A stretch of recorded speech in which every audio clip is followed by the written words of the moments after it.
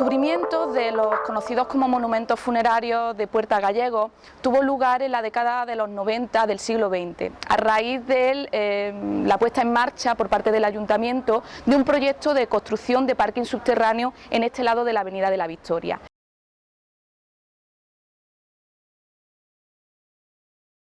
Evidentemente, la función principal de estos túmulos funerarios fue la de enterramiento, lugar de enterramiento, tumba. De hecho, es una tipología que se conoce desde época prehistórica, que ha ido evolucionando con el tiempo, y en época romana lo que hicieron fue monumentalizar el túmulo, es decir, meterle un cuerpo arquitectónico que elevaba la montaña de tierra, que es verdaderamente el túmulo, a la parte superior. Los monumentos funerarios cumplían también con una función muy importante, la satisfacción, digamos, de la vanidad y la exposición pública del nivel socioeconómico de la familia. Por eso buscaban lugares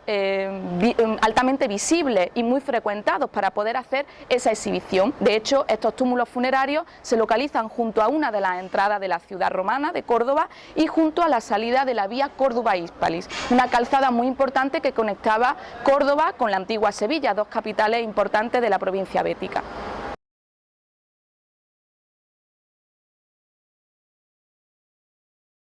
La única diferencia entre ambos monumentos, el norte y el sur, es el tamaño de su cámara funeraria, mucho más pequeña en el monumento norte, donde además se localizaron los restos de una caja funeraria ya saqueada de antiguos, donde habría estado alojados los restos funerarios del promotor, seguramente del pater familia de este complejo funerario. El monumento sur, con una cámara muchísimo más amplia, habría estado destinado a sus familiares. En el interior de este monumento sur, al que se accedería seguramente por una puerta trasera, se dispondrían todas las urnas funerarias en nichos colocados en el interior.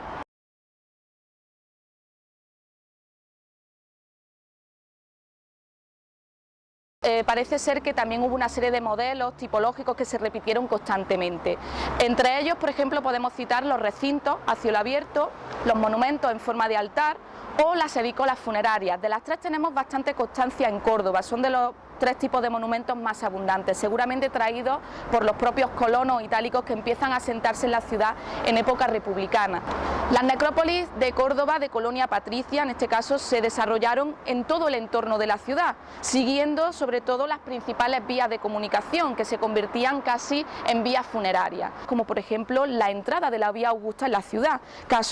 hoy perpetuada en la calle San Pablo, en la zona oriental.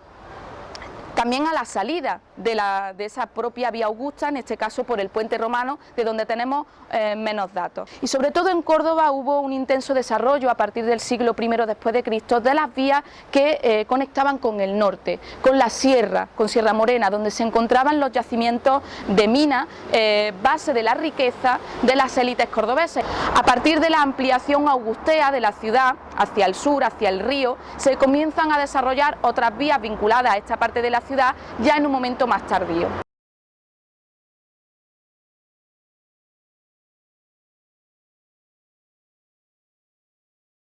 Sus necrópolis fueron una de las más tempranamente monumentalizadas y además con características como por ejemplo la marmorización, algo que ni siquiera se ve, ya no digo en otras capitales de la Bética, sino incluso en Mérida o en Tarragona, donde se sigue utilizando material local. Además, en Córdoba destaca también la magnitud de las construcciones, con edícolas de hasta 6 metros de fachada, monumentos en forma de altar de más de 2 metros también de fachada, o por ejemplo los propios monumentos de Puerta Gallego, que suponen casi un únicum en Hispania, ya que monumentos de estas características son propios sobre todo de la zona central y septentrional de Italia, donde tienen sus modelos de referencia más cercanos.